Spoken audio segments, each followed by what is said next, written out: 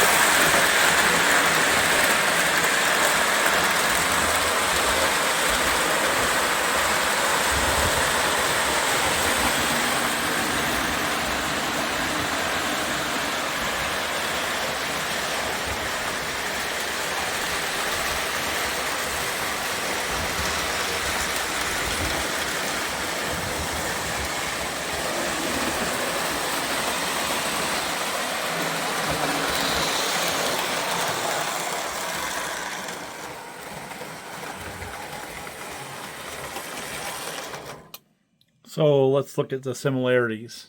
Again, this is a 2035. There is a 2025. We had that running before. Pretty much the same offering. I should look in the catalogs to see what the different years were. And then here's the 2055. Check out this one from the 90s. It's essentially the same shell. See how the window is right there? Same there. Top of the cab. Top of the cab. Round, oval, round, oval. I mean, there's some subtle differences, maybe. Oh, even that rib is the same. So it's effectively the same shell. Now this one here is a 462. So the rear truck is different, where this one was a 464. But even the rod arrangement's the same.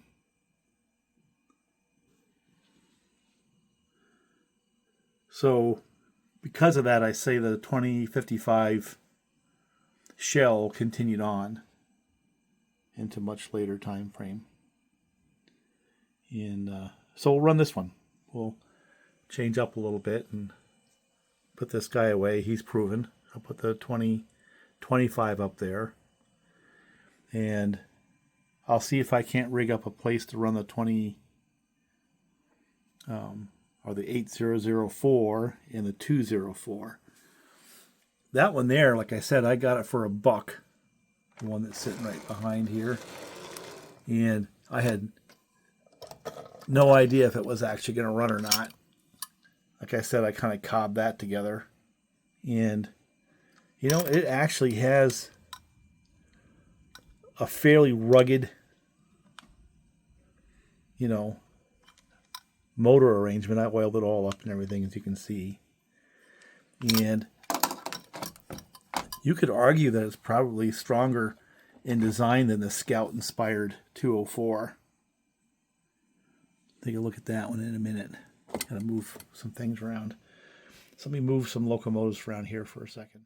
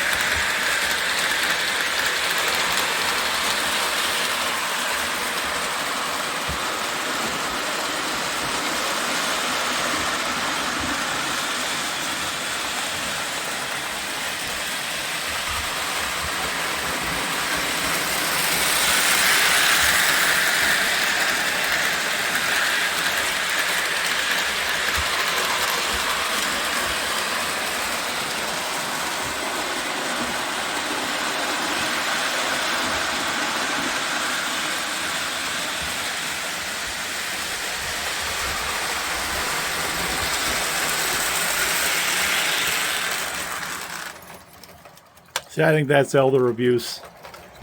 But it pulls it, you know. Ran just fine. But that's my $1 locomotive, Lionel. Now, this one right here is a 1990's starter kit locomotive. Can motor, runs smooth. Now, the reason I shut this off is because there was too much speed variation.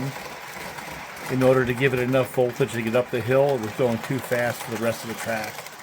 So, as nice as it looks and all that, it's really not suited for the lower track at all. So, I'm going to have to shuffle something around to get a steamer on the bottom, like I did before.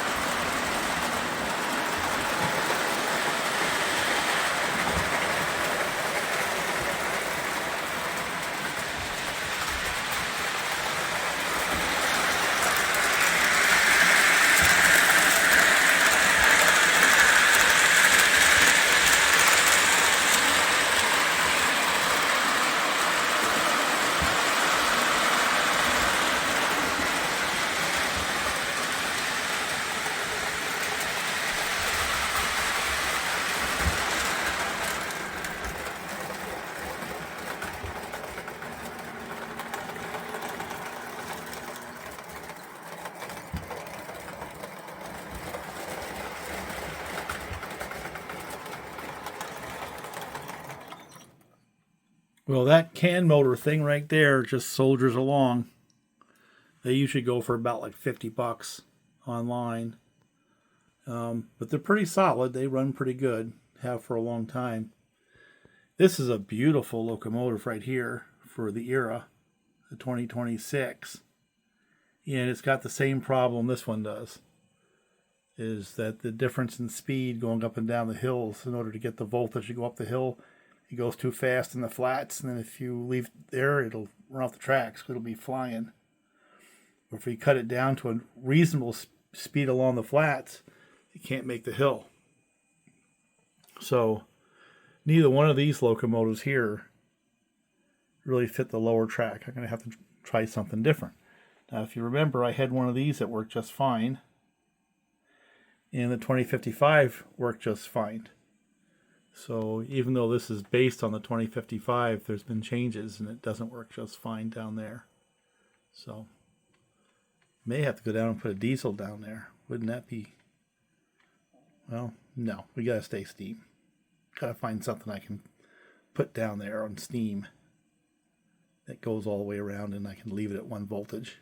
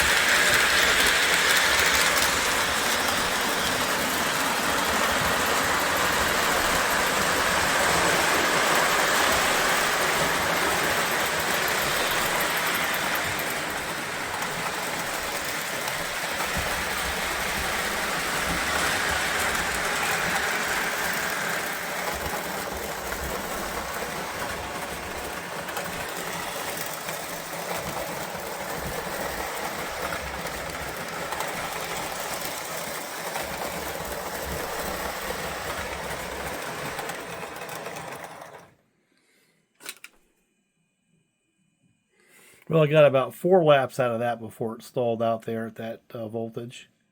But it's interesting, I got to go older, not newer, in order to find a solution.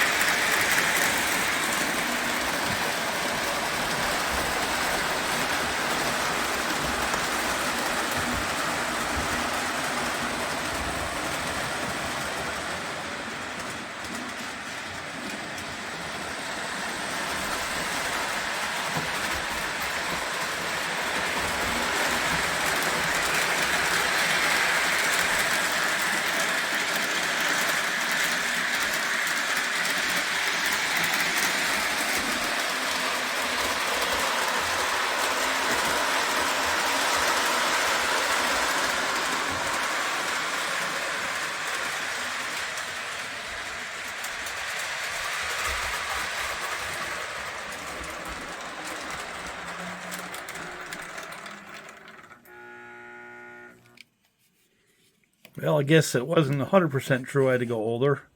That's a can motor, I guess 80s and 90s era steamer. It had its roots in these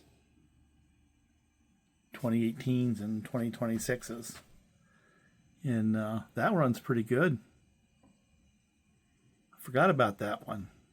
Of course, that one runs great too. And that one's happy on the top track because it has no hills to go up and down, so it's fine. So, how's that? Transition from old to newer. But these are my favorites of that class. Right there, those. So, I think we have another video here.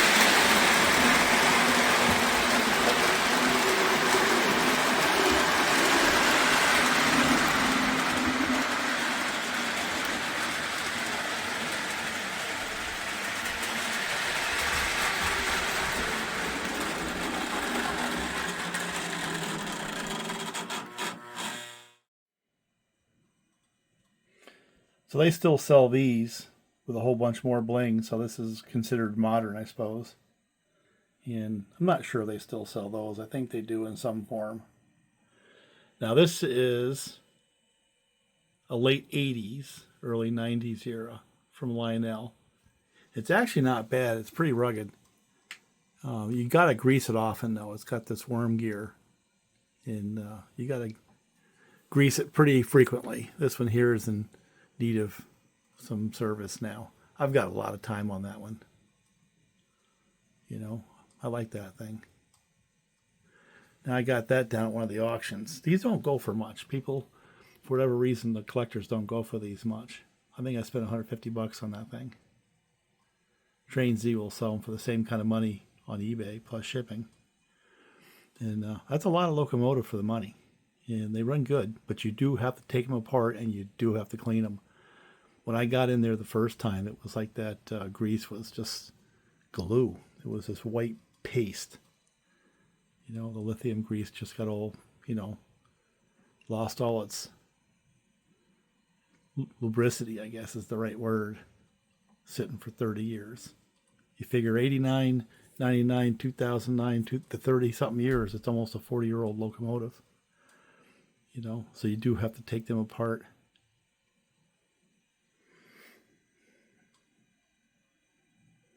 And both of these are can motors. I shut the sound off of that thing. It was just too loud. So now I'm ready for a video. There's a spectrum. We went from the 40s through the 90s, 80s, up to modern.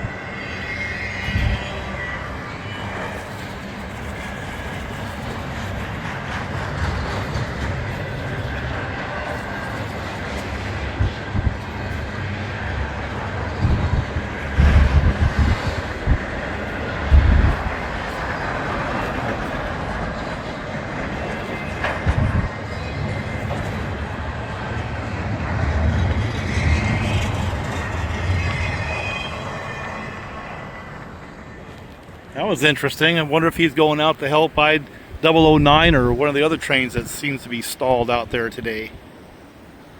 This is looking east at CP 285. That's going west underneath CP 286 right about now.